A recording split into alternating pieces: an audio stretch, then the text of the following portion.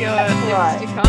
I do, and I just pulled the spinach out of my teeth. It's my Shiseido lipstick, which is the most expensive one I own. But I thought,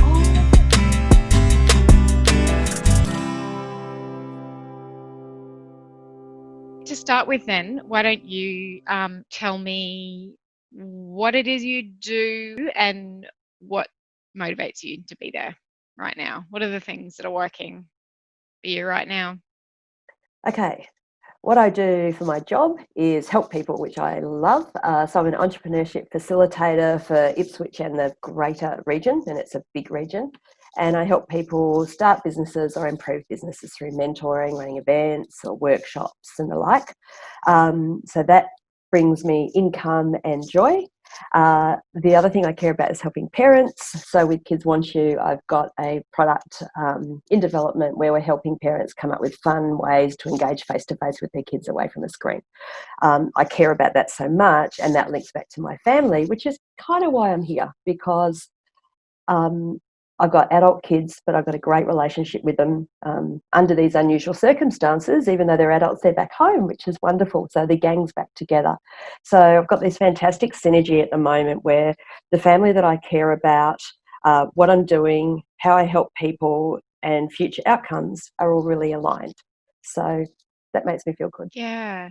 In the tech world, they'd call that convergence or something tricky like that. Oh, that's another word to write down. I like that. You should write that one down. You can have that one for free. Oh, thank you.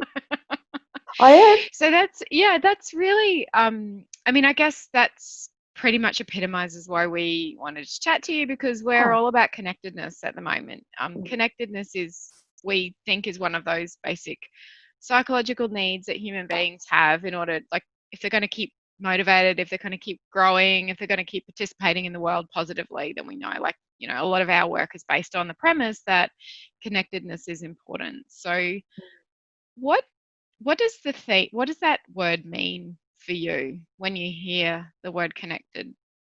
I actually heard you talk about that on a presentation that you did last week, and I thought long and hard about it, and I realised that I am someone who has a strong connection and network of people, but lots of people come to me, and I realise that for me to join it all up, I need to go out to people and make sure that that connectedness we had was solid, and it wasn't just to happen to see somebody there or connect with somebody or see somebody had posted something online.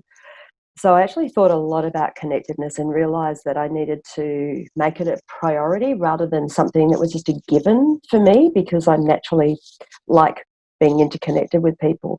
So as an example, hearing what you talked about last week, I actually identified 20 people who I hadn't spoken to or reached out to for a while. So I started doing that, and I'm so glad that I did. And some people were going really well, some people not so much, but just the feeling of camaraderie and friendship, but just that not wanting anything from anybody, just wanting to spend time together or hear or listen or tell stories for no reason other than that is a person to connect with at that time. So that made me feel really good, and I'm halfway through that. I've got a pretty busy week of Zoom virtual wine nights and Scotch days and coffee mornings. Scotch? Did you say Scotch days? I'm not here to judge, but oh, later in the day. Okay, it's my afternoon drinking preference. Scotch is acceptable. Yeah. And the other thing that we always love about you is that nothing's ever too much trouble.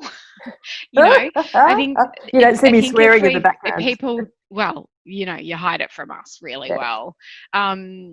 What the hassle factor never gets in the way. It's almost like you are wired to prioritize connectedness over everything else. Yep, I suppose I am, because I suppose it gives me some personal validation, but I don't necessarily need to have people think this or that of me. But if I can do something to help somebody else, I feel accomplished. I feel personally that I have achieved something, and often it might be something I haven't done before, or I might say, yes, I'll do that, and I have no idea what I'm doing. Or it might be as easy as just saying, okay, you and you, me. I think life's too short, and I'm fortunate. I've been on this planet for quite a bit of time now, and I've had a really good life, even with challenges. And it's one of those things that if I wasn't here tomorrow, I would know that I died happy. However, I've still got so much living to do, and I'm only going to be able to live through other people and experiences. Yeah, that's really amazing. I love that. I love that idea that living through other people and experiences is so fundamental that it drives the things that you do on a daily basis. Yes. How do you so the challenge though, right, and particularly right now, the challenge for us is that we give and we give and we give, and um, that's draining. That takes energy, even if it does sustain us in some way. It takes energy.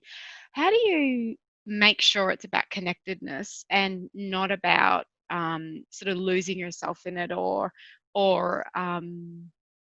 yeah, how do you protect yourself in that process? I go back to process. I know this probably sounds a bit crazy. Anyone who knows me say I project manage my kids when they were growing up, and I do the same with my personal and my work life. So I track my time in a Google Calendar, and I do it through color coding. So that kind of helps me feel that sense of achievement. I get to the end of the day and it's full. I can see that I've actually done stuff.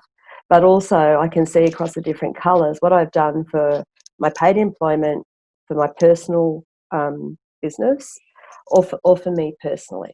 And so that's just a quick glance. I don't do any more analysis than that. But I can visually see at the end of the day or at the end of the week where my priorities have been, and then I can link that through to how I'm feeling emotionally. It's really cool. It's almost like that the work, rest, play in visual form. Start a Yes, visualization of work, rest, and play. another thing to write down.